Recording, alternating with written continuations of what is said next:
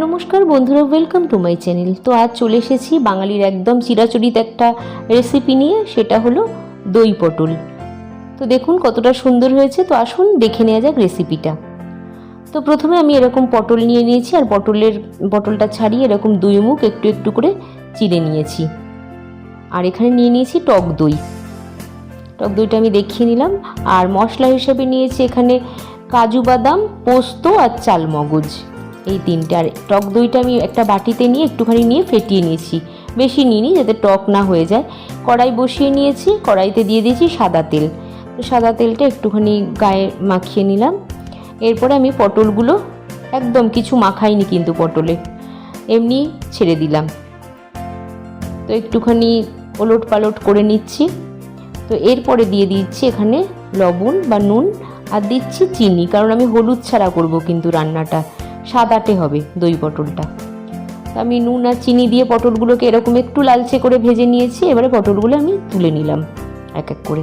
তারপরে এই যে পটলগুলো ভাজা হয়ে গেছে, তারপরে আমি ওই তেলের মধ্যেই একটু আদা বাটা আমি ফোড়নে দিয়ে নিলাম,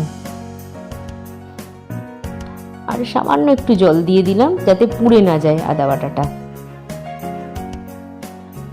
তো এবারে আদা বাটাটা এবারে কষাতে শুরু করছি তেলের মধ্যে। এখানে দিয়ে দিচ্ছি লবণ, কারণ লবণটা শুধু ওখানেই দিয়েছিলাম। আর তারপরে হলো জিরে গুঁড়ো, ধনে গুঁড়ো দিয়ে এবারে আমি কষাতে শুরু করলাম আদা বাটাটা দিয়ে।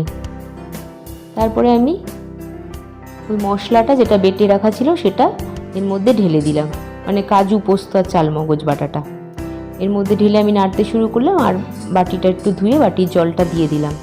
তারপরে দিয়ে দিচ্ছি একটু মিষ্টি বা চিনি, দিয়ে একটু একটু করে নাড়িয়ে দিতে হবে যাতে কড়াইয়ের নিচে না ধরে না যায়।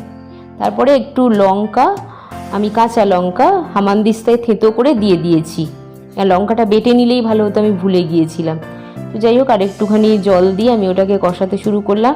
আর দিয়ে দিচ্ছি কাজু কিশমিশ। দই পটলে একটু কাজু কিশমিশ, একটু রাজকীয় খাবার তো, সেই জন্য একটু না দিলে ভালো লাগে না। আর দিয়ে দিলাম এখানে ফ্যাটানো টক দইটা।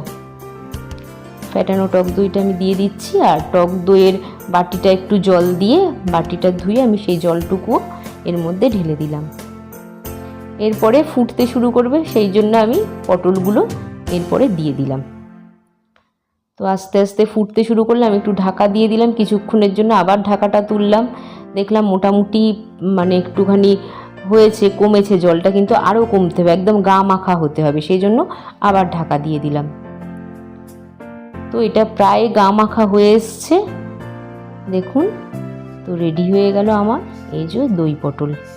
তো আপনারা যারা করবেন অবশ্যই ভিডিওটা দেখবেন ভালো করে। আর অবশ্যই আমার চ্যানেলটিকে সাবস্ক্রাইব করবেন, আর লাইক কমেন্ট শেয়ার করতে ভুলবেন না এরকম রেসিপি পেতে। আর আরও ভালো ভালো ব্লগও আছে এখানে। ভালো থাকবেন, সুস্থ থাকবেন, টাটা।